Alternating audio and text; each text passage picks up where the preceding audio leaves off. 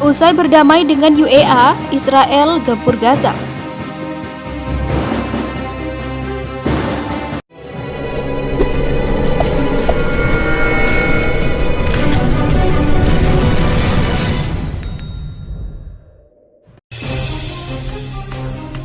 Ketegangan antara Hamas dengan militer Israel terus berlanjut. Israel menyerang Hamas yang berada di jalur perbatasan Gaza selama 3 hari berturut-turut.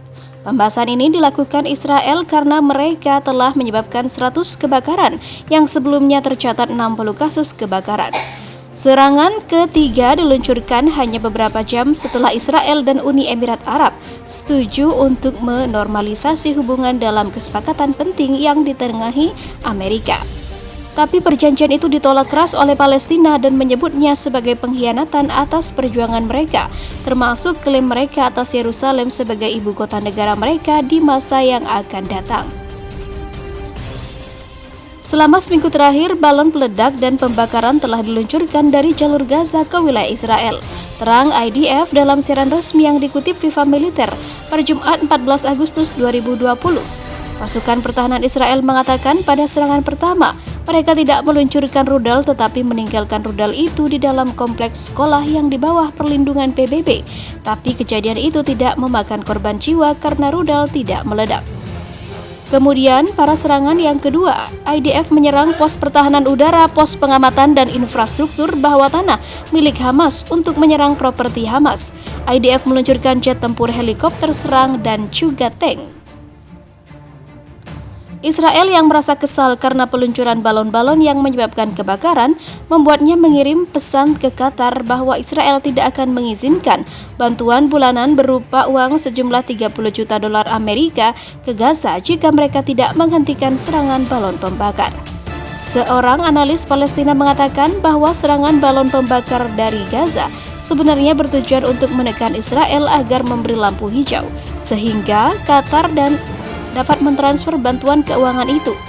Kelompok teror Hamas yang berada di jalur Gaza mengancam akan terus melakukan serangan-serangan jika masih ada penundaan bantuan uang dari Qatar.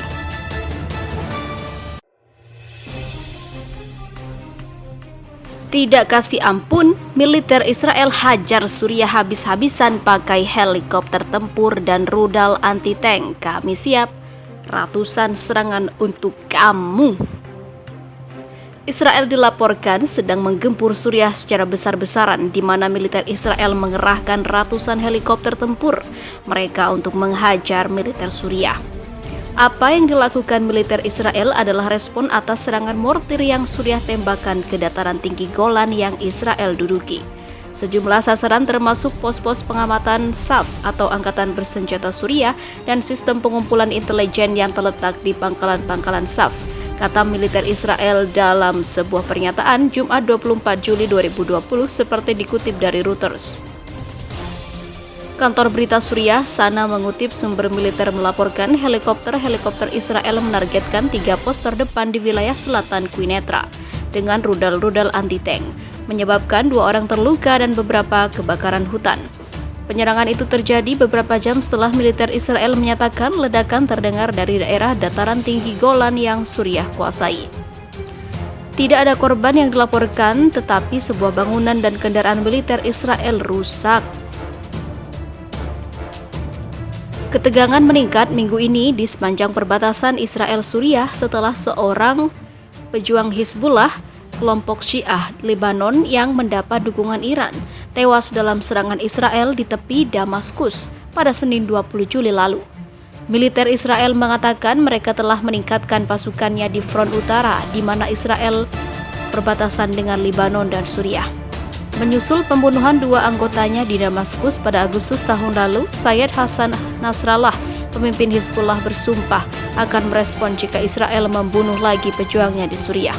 Hizbullah telah mengerahkan pejuang di Suriah sebagai bagian dari upaya yang didukung Iran untuk mendukung Presiden Bashar al-Assad dalam konflik yang memicu protes terhadap kekuasaannya pada tahun 2011. Israel melihat kehadiran Hizbullah dan sekutunya Iran di Suriah sebagai ancaman strategis. Mereka meningkatkan ratusan serangan terhadap target terkait Iran di Suriah. Israel merebut dataran tinggi Golan dari Suriah dalam Perang Timur Tengah pada tahun 1967.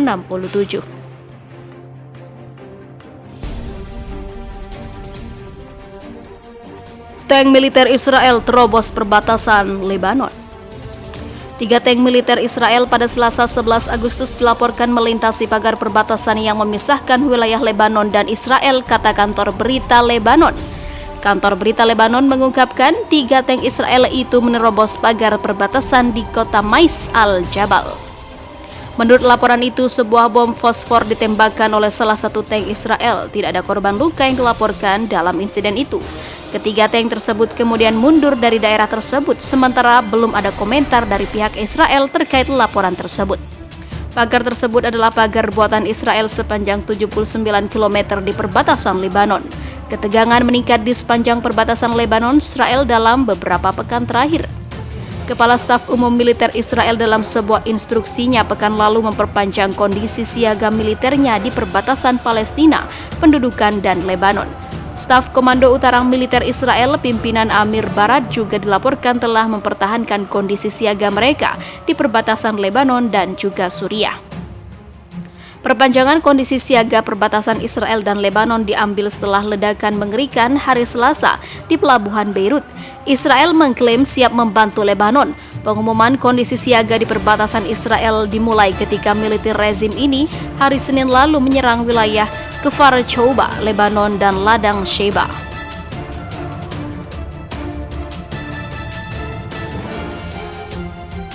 Israel ngamuk, Iran katakan Amerika Serikat telah terkucil. Perdana Menteri Israel Benjamin Netanyahu mengecam keras pemungutan suara Dewan Keamanan PBB yang menolak tawaran Amerika untuk memperpanjang embargo senjata pada Iran. Sabtu 15 Agustus, Netanyahu menyebut langkah itu memalukan. Demikian kata AFP. Hanya 2 hari dari 15 anggota Dewan yang mendukung resolusi Amerika. Ini membongkar perpecahan antara Washington dan sekutu Eropa sejak Presiden Donald Trump menarik diri dari perjanjian nuklir Iran pada Mei 2018. Keputusan Dewan Keamanan PBB untuk tidak memperbarui embargo senjata terhadap Iran adalah memalukan, kata Netanyahu. Terorisme dan agresi Iran mengancam kedamaian kawasan dan seluruh dunia. Alih-alih menentang perjualan senjata, Dewan Keamanan mendorong mereka, tambahnya. Amerika Serikat dan Israel menuduh Iran sedang mengembangkan bom nuklir, tuduhan yang selalu dibantah Teheran. Israel diyakini sebagai satu-satunya kekuatan bersenjata nuklir di Timur Tengah. Meskipun tidak pernah mengakuinya, kami akan terus bertindak dalam kerjasama yang erat dengan Amerika dan negara-negara di kawasan untuk memblokir agresi Iran, kata Netanyahu. Negara Israel akan terus bertindak dengan kekuatan penuh terhadap siapapun yang berusaha merusak keamanannya, tambahnya.